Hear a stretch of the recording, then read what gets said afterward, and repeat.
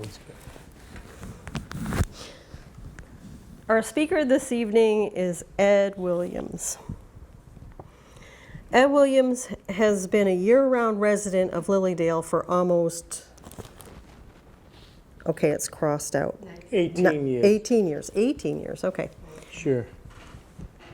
For 30 years, he has been in close relationships with 3 major channels and was entrusted to work with and edit their personnel and group readings.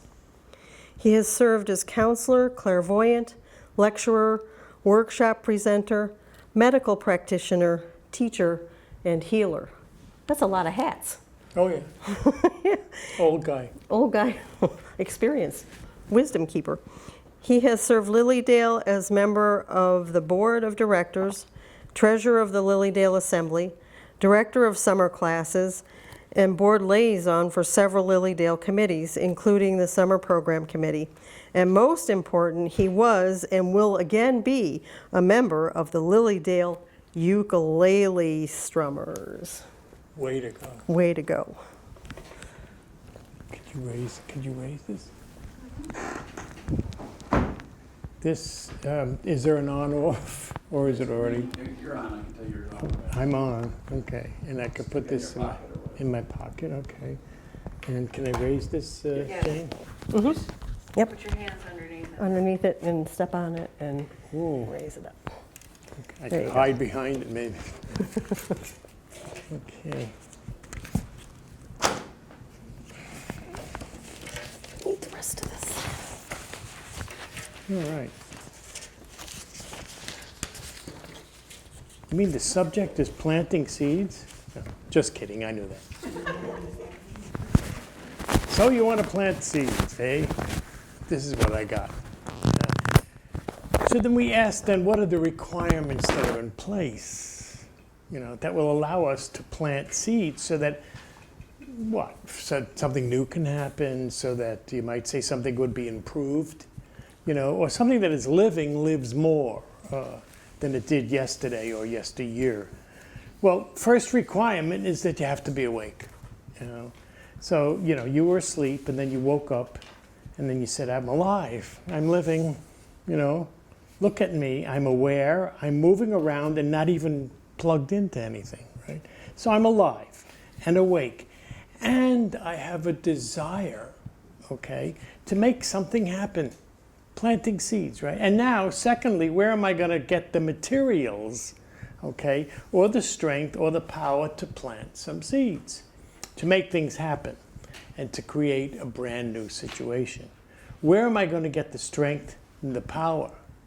Because according to our upbringing, not much power is going to come from inside me.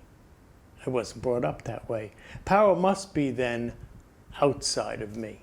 And that's what I was taught. Behave this or that way. Follow the authorities and teachers around you. Do as you're told. Practice this method, that routine, or any ritual that lies beyond my nose. Follow sources out there that know more and have more than you do. And then you will garner both the power and the reward of what you didn't have before. So it's authority pleasing and parent pleasing and God pleasing, just reach for that outer power, and voila, you can plant a seed of desire in a field that is also outside you, using the power that is outside of you.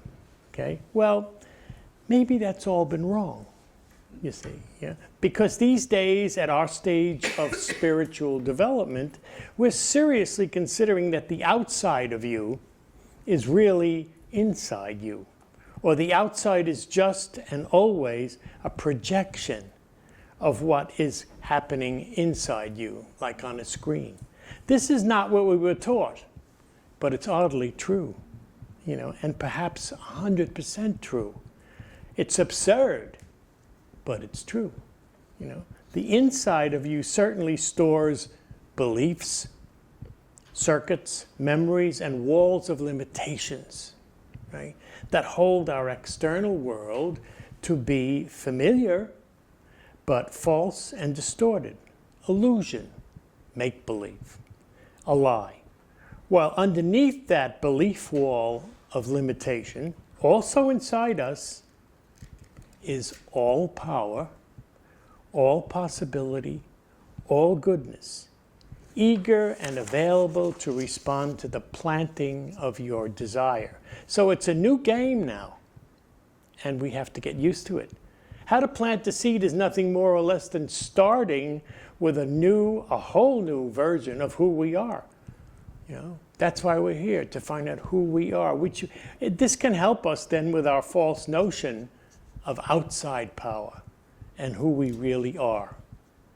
False beliefs in our limitations are to be seen now more than ever as gifts. Showing up every day on one side of our plate are false illusions, defining us as being disconnected from power itself, while on the other side of your plate for your consideration each and every day lie the possibilities involved with your being in the driver's seat, you actually being in the driver's seat, not everything just happening to you. A power that enables this is now called choice. So a sower of seeds is a creator, again, using the inner power of choice, with a solid knowing that with no doubt or accident, and with a hymn to the courage of you as a soul, that you belong here, knowing that you belong here, and that heaven and earth fully support you right now as you try to plant the seed. And that your plate, on your plate, is both the illusion of weakness every day, and the sovereignty also of connection to the divine with choice as power, all coming from the unlimited, real you. We have the ability to choose a prayer. We can choose a method, an incantation. We can choose the combination of belief plus feeling and visualization and sound to manifest something, our desires. But first, always, who are we? Definition. We have to be awake to seeing ourselves as more than who we have believed ourselves to be with our limitations. And then plant all the seeds we want by matching the energy frequency of the belief and emotional desire that is inside first with what you want to see happening outside you. And then we can say, let the planting game begin, along with the power of constant thank yous, because our inner gratefulness is a power-filled higher vibe launched from the fertile magnificence of Source within. So we're to let being awake blend with the Source already within. Not jumping up and down to deserve it, not trying to one way or another earn it, but the Source blending with that Source within. Not easy. It has been said that everything is energy, and that that's all there is to it. So if you match the energy of your belief frequency and emotional frequencies to the frequency of the reality that you want, you can't help but get the reality you desire. It can't be any other way, we're told, because this is not philosophy, it's physics. Frequency and frequency. So number one, you stand as the expanded truth of who you really are. Okay. Well, throughout the ages, in the quiet of our hearts, a voice that knows nothing of limitation or separation between us and Source presents to us all kinds of signs and symbols around us that we can read, It presents to us in song and in prayer the true belief in power and support, so that we can relax in our planting, support that is ever present in us, always present in us. We can hear words of songs that the monks have sung, and they get back to the number one question of our lives on earth. Who are you? And they sing, you are safe. You are loved. Believe it, don't think it. Let the song of God resonate from within you. Do you believe you're someone who can cross the barren desert and not die of thirst? Who can wander sometimes very far, but be safe?